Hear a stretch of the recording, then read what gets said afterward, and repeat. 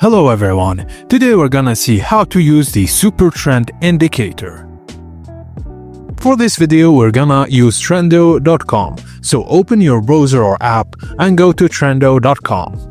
Enter your credentials, then log in, then choose a chart of the financial instrument like stocks, crypto or Forex you want to analyze. Now, on the left says Side Panel, click Indicators. This opens a menu with a popular technical analysis tools. In the search bar, type Supertrend. Click on it, then the indicator is instantly added to your chart. No need to change any settings. The default setup works well for most traders. If the price is above the Supertrend line, this signals a possible uptrend, a good time to consider buying. If the price is below the Supertrend line, this signals a potential downtrend, time to consider selling or holding back. And that's it guys, as simple as that.